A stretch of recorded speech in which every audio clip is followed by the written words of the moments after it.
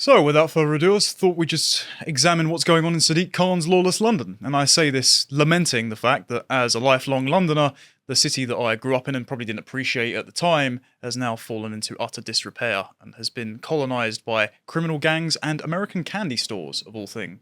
But it turns out that the two are one and the same, which we'll get into very shortly.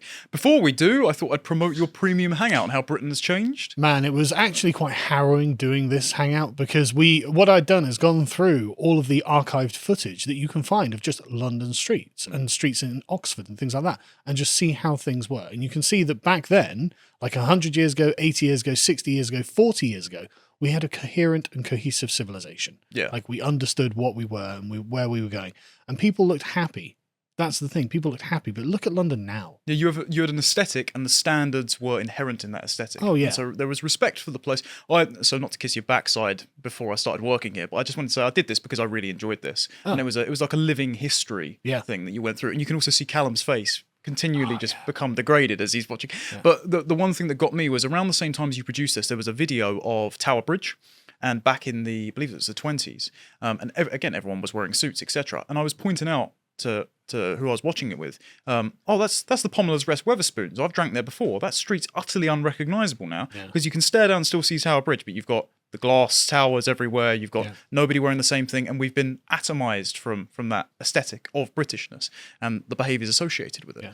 So speaking of, I suppose, the behaviours associated with what you'd expect of British decorum, let's talk about the recent spate of stabbings that's happened this week, shall we? Because it's become uncharacteristically more barbaric. It feels like we're living through the Warriors. So, in Oxford Street the other day, someone was murdered in broad daylight outside of a Korean restaurant. Jesus Which Christ. Isn't something you'd expect. My girlfriend actually went up and was working in Covent Garden for her first day at work, so I was a bit like, well, be careful, you know. Which is not something you should have to say in England. No, not in broad daylight in the middle of the day in our sort of cultural capital, but there you go. But now it's become a multicultural capital, and you get things like this. A man was stabbed to death at Aryan Korean restaurant in Poland Street, a side road off of Oxford Street, at the heart of London's West End.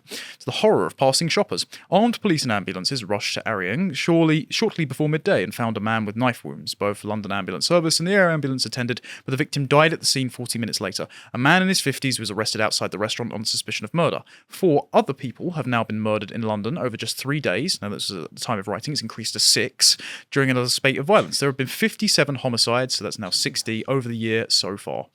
The incident is alleged to have involved workers in the restaurant, which claims to be first in the UK, having opened in 1975. A worker in a nearby shop said the violence had broken out inside. Another onlooker said, "I saw 2 men enter the Korean restaurant arguing. They were really shouting at each other. I couldn't hear what they were saying, but they appeared to be Korean. They both went inside." Now, this is surprising, of course, because London's Korean community is not known to be one that has a particular history of machete attacks, for example. But it also seems that this might be one in the trend, and obviously we can't accuse, but one in the trend of businesses in London and its outer boroughs, which have been captured by organised crime. There are a lot of front places going on at the moment. Now, that doesn't mean that there's not just your average lawless estate stabbings, which are happening very frequently, and we'll see that shortly. But there is a strange thing where London seems to be the international money laundering, not just for the oligarchs that they were accusing during the Ukraine sanctions, but also there's this low level of overlooked organised crime. And I do wonder if it's because the city has lost its legitimacy through poor governance. So now people think, well, I'll get what the giving is good. Seems sad. So if we can just go to the next one. I only highlighted this because this had a quote from Sadiq Khan in it. Oh, brilliant. What did Sadiq Khan have to say about the multicultural city that he helped create? The mayor's thoughts with friends and family of the victim following this appalling attack in our city today. A man has been arrested and the mayor remains in close contact with the Met Police about the incidents. Each death through violence in London is a tragedy, which is why the mayor's top priority will always be tackling crime as well as the complex causes of crime. Oh, God, that is... all I can think of is like in 2015 when he was running.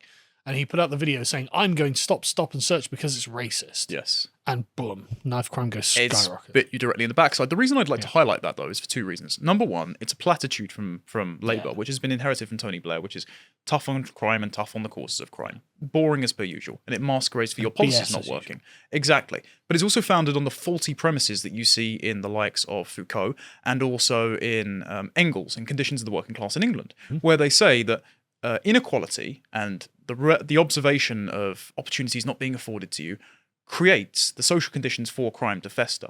And so rather than it being human evil, it's the product of an unfair society. And even though you, as London's mayor for how many years, as the so-called marginalised group, have been atop this hierarchy of power, you somehow haven't transformed those conditions. And so it's a paradox in your own thinking.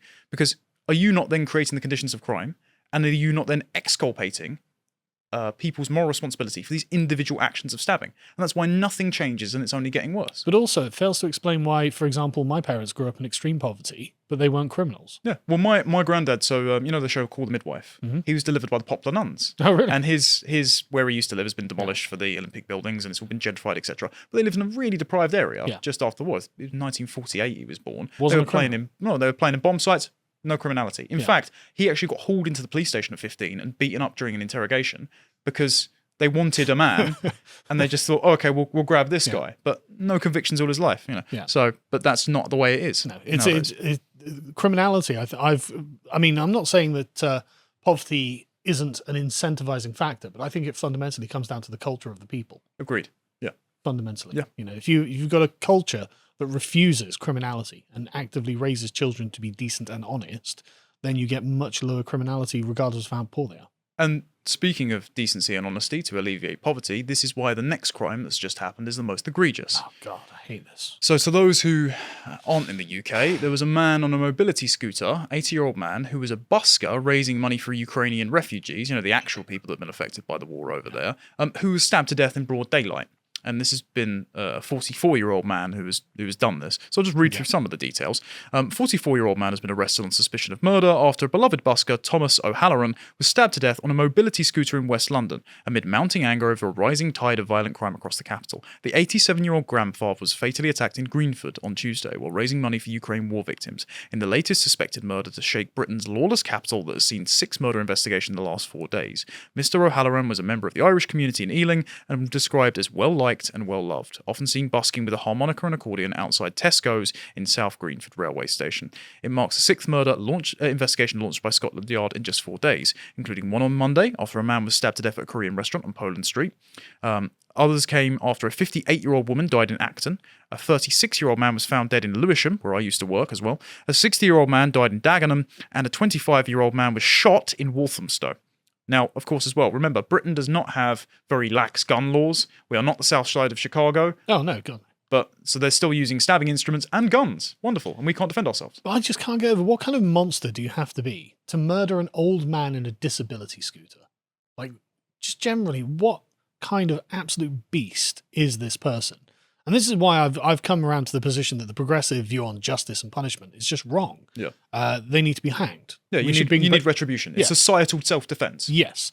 Yes. As a society, we should be asserting our privileges and laws over these people, and literally they should be hanging in public. The only barrier to entry I have with that is that the governments are so incompetent, I don't trust Kamala Harris types to not persecute innocent people.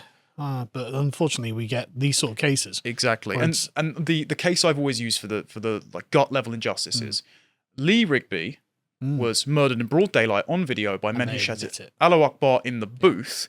And we are currently paying taxes, so they get bed and board 3 meals a day and can sit in the prison mosque and radicalise other people. Meanwhile, people who would have been in units comparable to Rigby's, veterans, are of mental illness, drug addiction, and they are sleeping with mattresses propped up in shop windows, and they get no assistance. How is it just that crazy Islamists and people who have no connection to the country can sleep in military barracks and prisons, and we have to pay for it, but people that serve this country get nothing on the street? Honestly, bring back the death penalty. So we can look at exactly what kind of person did this. Oh, yeah, okay. Because the photo wasn't included in the last article, because when they found the man... Oh, he was an enriching part of the culture. Yes, he fit a verboten description, which, of course, you cannot say. Look at the BBC's description. The man is described as wearing grey shorts, a dark-coloured t-shirt, a white baseball cap, and white pattern-builded-style gloves. Well, let's hope he doesn't change his clothes. Yes, exactly. Yeah, and this is, again, we have to say this because it is also true. We're not saying all black people commit crimes. We're talking about culture, right? Yes. And this is the kind of culture, again, why was he wearing built-style We're talking about this individual. We're not talking about black people at all. We're talking about this individual. What was in his head that made him think, yeah, I'm going to go and stab to death an 87-year-old man now? Yeah, and I think it has to be premeditated because, one, you had the mask and nobody's actually wearing that. Two, why are you running around with builder's gloves unless you want to hide your fingerprints? Great question. So I'm thinking he probably saw the guy busking and wanted to steal the box. God, that's awful. That's it. Petty That's just pennies. So awful. A grandfather's life was ended over petty envy. Disgusting. So what's caused this? As you've already premeditated, let's look at stop and search statistics, shall we? So we can look at the crime rate, steadily increasing after stop and search stopped. Then we hit 2020 with lockdown, where everyone's locked in their homes and they can't commit any crimes. Plummets right the way down, and then it steadily increases back up again. Even then, it's not that low though, right? It's 83 per 1,000 in London.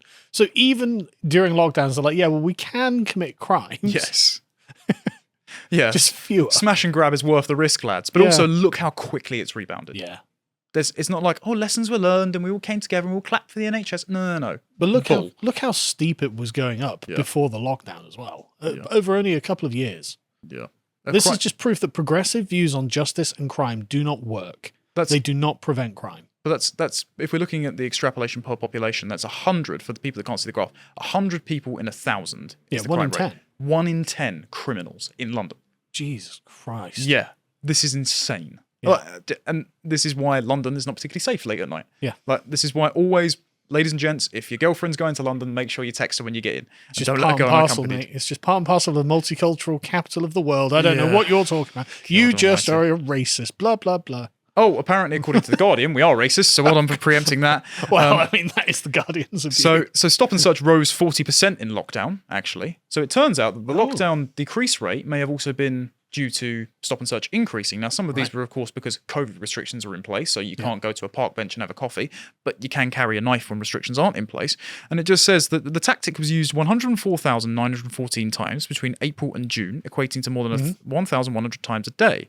Only 1 in 5 stops led to an arrest, fine, or caution. The statistics have prompted renewed concerns that the police are using the power indiscriminately. Well, concerns? What do you mean? Applauds? I'm glad that they're using it indiscriminately on Londoners. Well, if 4 out of 5 didn't lead to an arrest, congratulations, the deterrent is happening. Yeah, but that's 1 in 5 led to an arrest. That's terrible. Yeah, it's still we awful. thought it was 1 in 10. Yeah. Now it's 1 in 5. Like, sorry. But even though this saves lives and is lowering crime, of course the race hustlers have to complain. Oh, yeah. Maurice McLeod, the chief executive of Race on the Agenda, said... why this exists. Race on the agenda. Oh, thanks. Glad to hear it. Mask off moment. The increased proportion of stops that result in no action suggests that the stops are being carried out based on the officer's pre-existing biases rather than on genuine suspicion of criminality. Don't care. 1 in 5 still led to an arrest. Yeah. So if you're going to take those odds, it's not bad. Yeah, exactly. So it's just, I can't stop laughing because it's so ridiculous. I thought I'd address the elephant in the room, which we have said is culture, not race. Again, I can't believe I have to say this. But if we look at the statistics, unfortunately, by ethnicity, we're looking at stop and search rate. Okay, we're looking at that per 1,000 people, 54%, 54 of them were black, right? So that's 54%. Okay, fine. The police 54 interaction. blacks per 1,000 people who are stop and search rate. Yeah, I believe so. So okay, fine. You may have a complaint about the proportion, but then if we look at arrests in the next tab, it's still higher. It's still higher by a factor of 10. Yeah. So it's 31.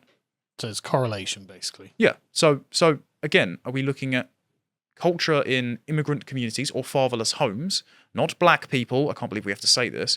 That could be leading to a higher level of criminality. It's just the ethics of the community. Yeah. If the ethics of the community are join a gang and get a knife, then you've got to police that community. And there's no getting around it. The victims of violent crime track pretty much exactly the same. So if you're going to sit there and claim, well, Black Lives Matter, you're not just a Marxist front group, well, then I care about the black boys that are getting stabbed by the black boys, frankly. Well, George Soros came out the other day and just said, I'm going to continue funding Democrat prosecutors, DAs, in places like Chicago and Detroit. And it's like, well, just say you just want black kids to die. Exactly, yeah. Just say you want them to die. It's callous and indifferent. Yeah. And the unfortunate thing is we don't actually know the full extent of the statistics by race because the ONFs are now refusing to report them.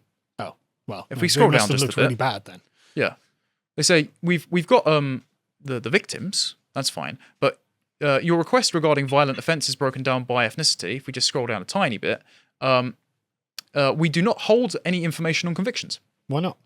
Why isn't that something you just put down a tick box? Isn't that just more information? Yeah. It's the exact same with the grooming gang reports of where they wouldn't take religion and ethnic affiliation because they know it would look bad, but it only looks bad if you have the progressive mindset of where you categorize people by race. Yeah. It doesn't look bad to me. It just says, okay, there might be a particular cultural problem in this area of London, which is majority immigrant or second generation immigrant. What's ethics? It's all about what they think should be the right thing to do. And a bunch of these people have got really bad ethics. Yeah, because their dad's not around. Yeah, And exactly. that's tragic. And I'm sorry, but we should be projecting our British ethics against these communities and saying, no, look, this is what you should do.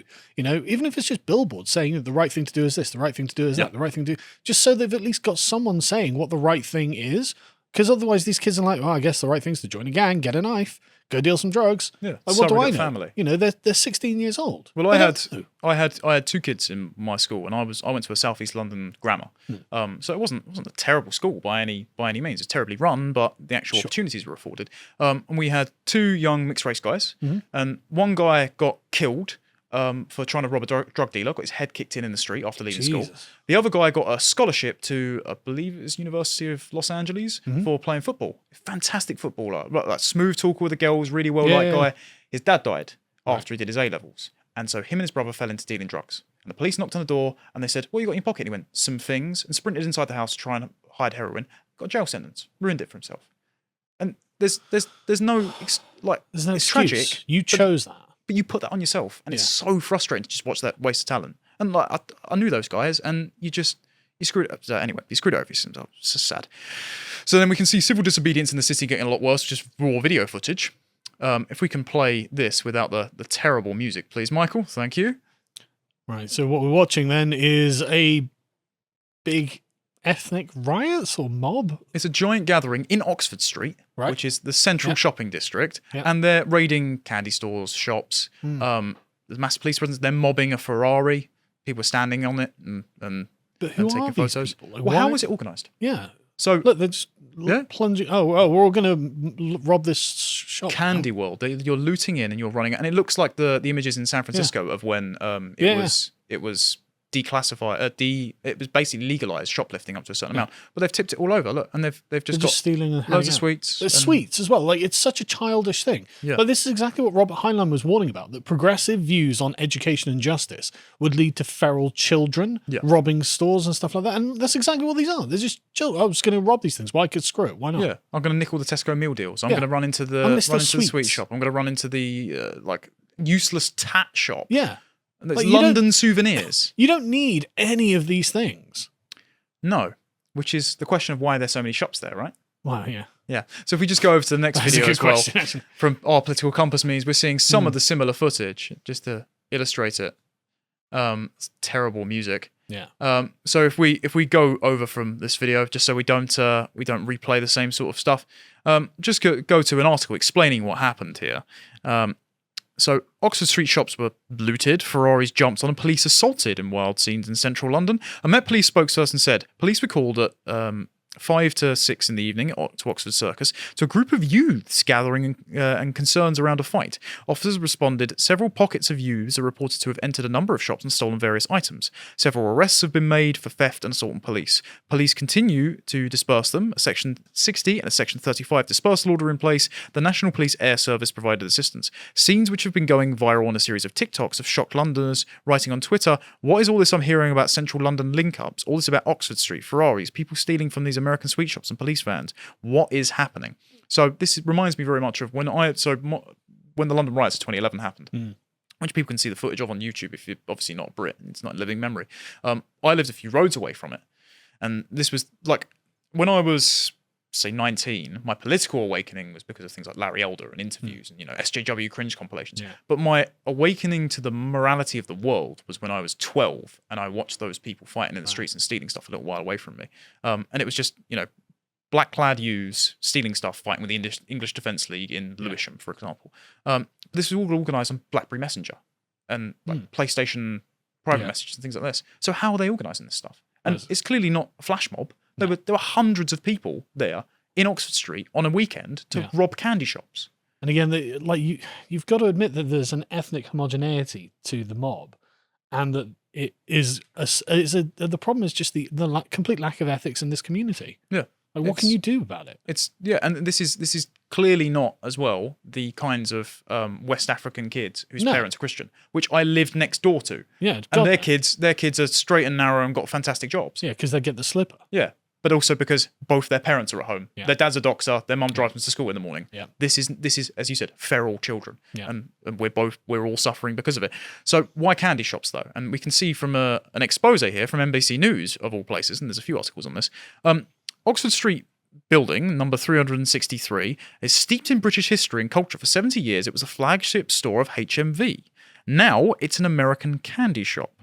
And we've got a mysterious explosion of one of London's most popular and shopping thoroughfares has confounded officials and property experts. Their spread exemplifies the decay of Oxford Street. Gutted by online retail, sky-high business taxes and pandemic lockdowns, it is suspected of being a haven for criminality perpetrated in plain sight. The local authorities investigating some of the stores in connection with a range of offences, including tax avoidance and selling counterfeit chocolate, watches and vapes. For 650 years, crowds stormed Oxford Street to heckle convicts being carted from the prison at one end of the gallows to another. So it's actually got, when you said about the capital punishment returning, Oxford Street has a same bit of meme magic going on there. The mass public hangings stopped in the 1780s, and soon the street reinvented itself as a shopping destination. See, that was a mistake. Yeah, exactly. Reforged the gallows, fellas. Yeah. But today it faces an unprecedented crisis. Mega brands like Debenhams and Topshop have gone, leaving 20% of the street empty. Marks and Spencer, who wrote in the Telegraph newspapers in June, said that Oxford Street risks becoming a dinosaur district destined for extinction. Candy World, with its billboard featuring the Statue of Liberty, which has replaced that HMV, holding a chocolate bar is among those stores under investigation, which, according to the shopfront staff, the council has declined to name any of the 24 plus stores it's looking into. On a recent visit, staff shrugged when asked if a manager was available to comment on the raids that happened this weekend. Another intervened, a man with greying hair, a beard, a black t-shirt and AirPods. No comment, said Abdul, declining to give his full name or job title. We're not speaking to anyone else after the lies previously printed in the media, referring to the council's statement. London has become so notorious for its impenetrable network of anonymous owners and shell companies that it's nicknamed the laundromat. And it seems like on a microcosmic level, these candy shops, which are open everywhere that no one seems to buy from, seem to be fronts for money laundering. Well, I mean, I suppose then it's not the worst thing that these are the stores that got raided. No, it's thieves taking from thieves. Yeah. But obviously, if you're driving your Ferrari, which you might have been hard earned, assuming he's not one of these criminal owners, which of course, he might be, which happens in South London boroughs. You do see a lot of that where they own restaurants and they're driving Lamborghinis down the high street. Why should we be caught in the crossfire between two criminal gangs? Oh yeah, it's dreadful. So if we go to the next one, The Guardian reporting on this, and this is actually an article by Adam Hugg, who is the leader of the Westminster City Council. Oxford Street has at least 30 of these candy stores in the last count. In one giant street. Yeah, this is definitely sus, isn't it? Yeah, there's loads everywhere. Yeah. It's really strange. He said, we recently recovered more than £100,000 of suspected fake or unsafe items after raiding 3 shops. From one store alone, we recovered 2,000 fake Willy Wonka bars. If that doesn't sound like big business, consider the markup. The chocolate inside these bars is sometimes genuine, a supermarket's own brand, rebadged in fake Willy Wonka packaging. The original cost of the chocolate is 40p. The fake bar is sold at £9 to £10. In other cases, the Food Standards Agency warns the chocolate was hazardous. The haul also suspected to include 3,000 vapes carrying excess nicotine, 1,400 levels of designer label phone covers, 78 fake designer hoodies, and a number of bogus Apple AirPods. Now, of course, when you go to other countries like Turkey, where I'm going to, there's always fake stuff, right? Yeah. We don't have a prejudice against like cheap naff knockoff stuff. No. However, the fact that this is so pernicious up and down the street, and the fact that none of the items are genuine, means that it's likely a criminal enterprise. So we have roving street gangs. Items, it's definitely a criminal enterprise. We have roving street gangs of, as you said, feral children raiding some sort of weird organized crime of cheap Chinese tat. Yeah. Is this what London's actually become? This is multiculturalism being Sadiq Khan's strength. And speaking of the strength, what are the police doing in the meantime? Oh, well, I mean, they've probably been on Twitter. Worse, a Met Police traffic officer is arrested for corruption after robbing motorists and using their money to pay for prostitutes. You just kind of have to laugh, don't you? So London is basically corrupt top to bottom. Yeah, we're the new Chicago. That's what it feels like. Yeah. The officer in question pressured victims into handing over their cash and belongings just because he was a police officer. And I can't believe I'm saying it, but defund these police, I suppose. So I just wanted to wrap up with the statement that London's kind of become a Middle Eastern bazaar of cheap plastic tat, raided by roving gangs of digitally organised crazy barbarians. It's become an unrecognisable, unsustainable and unsafe to live in place. The whole world's on your doorstep. It feels like someone else's country, unfortunately, and not a particularly lovely one to live in. It's suffering from the pernicious outgrowths of left-wing policy, and frankly, I lament the loss of the place that I've, at times, been too young to appreciate, and, well, now too old to actually live in it being decent for once. If you enjoyed that segment from the podcast of the Lotus Eaters, you can go over to lotuseaters.com and become a premium member on our website, where you get all sorts of exclusive content like this, Josh and Harry's deep dive into the psychology behind trans-speciesism. If you'd like to find out all the content that Josh is putting out, you can follow him on Getter at @Josh_firm. Thank you very much for watching. Until next time, goodbye.